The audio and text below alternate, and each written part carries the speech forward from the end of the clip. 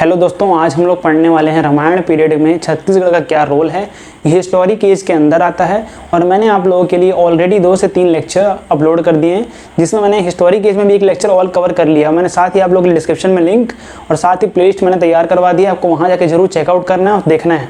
और गाइज, इस लेक्चर को इस तरीके से पढ़ने वाले हैं कि आज इसी लेक्चर में सारा हमारा याद हो जाए, वो भी शॉर्ट लेक्चर में।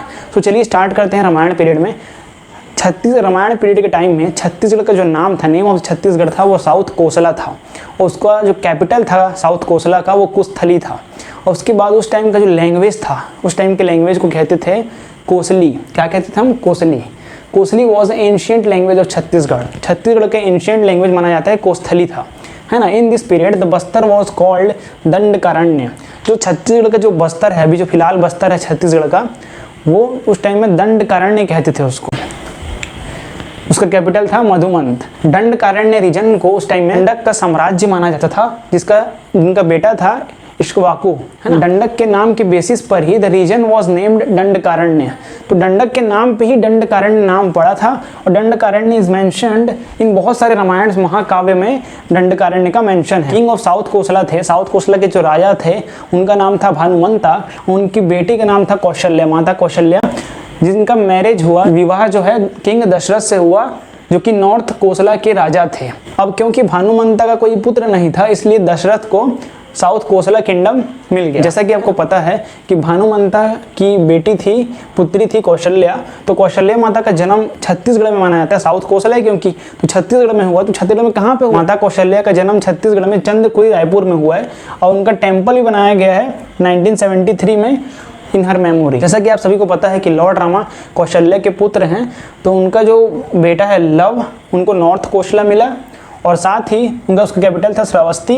और उनका जो छोटा बेटा था कुश, उनको मिला साउथ कोसला, जिसका कैपिटल है Kusthali. So according to the legend lord Rama spend his exile here. So यहाँ पे आपको पता है, जैसे कि रामायण आपने देखा होगा, तो आपको पता है कि राम भगवान जो हैं पहले अपने जो अपना साम्राज्य था उसके थोड़ा आगे ही रहते थे। तो यहाँ पे छत्तीसगढ़ पड़ता है हमारा साउथ कोसला। तो हिस्टोरियन के अकॉर्डिंग राम भगवान ने यहीं पे मोस्ट ऑफ द टाइम बिताया है, for which many evidences are available. उसके लिए बहुत सारे एविडेंसेस हैं। अब उसको देखते हैं। एमसीबी में क्या मिला है? महेंद्रगढ़, चिमरी, भरतपुर में हमें सीतामढ़ी, हरचौका, है ना, और Sitamarhi Ghaghra, lord Rama's entry in Chhattisgarh है।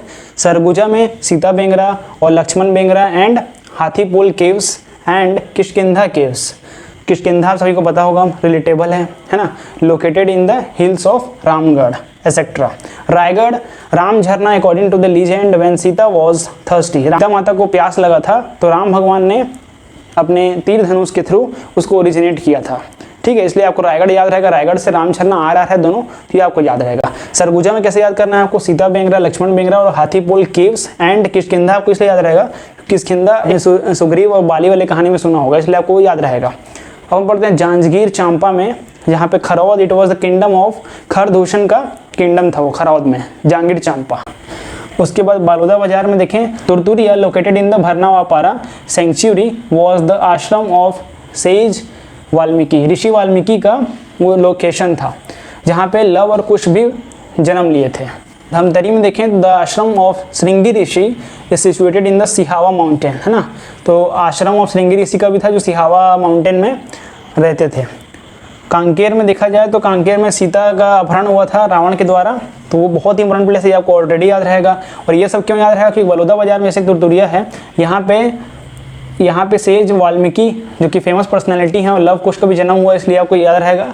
धमतरी में क्योंकि श्रृंगी ऋषि, ये भी इंपॉर्टेंट है, सिहावा माउंटेन, तो ये भी आपको याद रहेगा। कांकेर में सीता जी का अपहरण हुआ था रावण के द्वारा पंचवटी में, इसलिए कांकेर तो आपको हमेशा याद रहेगा। Dandakaranya Bastar, this area is mentioned in the form of Dandakavan in the Aranyakand of Ramayana. Lord Rama spent most of his time here during his exile. So Dandakaranya मतलब बस्तर में, दंडकारण्य में most of the time Ram भगवान ने यहाँ पे स्पेंड किया। तो ये आज का लेक्चर था, जिसमें इंपॉर्टेंट पार्ट ये वाला पार्ट है, जहाँ पे आपको लोकेशंस याद होना चाहिए, कहाँ पे क्या क्या इवेंट हुआ है और किन किन लोग रहते हैं।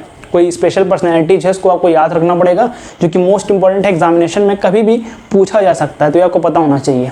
तो ये आज का बेसिक लेक्चर था, मैंने प्रयास के छोटे से लेक्चर में आपको याद भी हो जाए, क्योंकि याद कैसे करना है आपको, जो भी इंपॉर्टेंट लोकेशंस हैं उसको आपको रिलेटेबल बनाना है। सिंपल सी बात है, आपको सरगुजा हमेशा याद रहने वाला है, क्योंकि वो इंपॉर्टेंट प्लेस है, वहाँ पे किष्किंधा केव था, है ना, जो कि मोस्ट इंपॉर्टेंट है, आपने रामायण देखा होगा, तो ये आपको याद हो जाएगा। उसी तरीके से आपको पंचवटी याद रहेगा, है ना, कहाँ पे हुआ था, कांकेर में रावण ने अपहरण किया था सीता माता का, तो ये आपको याद रहेगा। इस तरीके से आपको याद करना है। सो गाइस, आई होप आपको इस लेक्चर से थोड़ा भी हेल्प हुआ होगा, और थोड़ा भी अगर हेल्प हुआ तो कमेंट जरूर करना है आपको, प्लीज़ कमेंट कीजिए। सो गाइस, आज के लिए इतना ही, मिलते हैं किसी नए वीडियो लेक्चर में नए टॉपिक के साथ, तब तक के लिए जय हिंद, जय भारत, वंदे मातरम।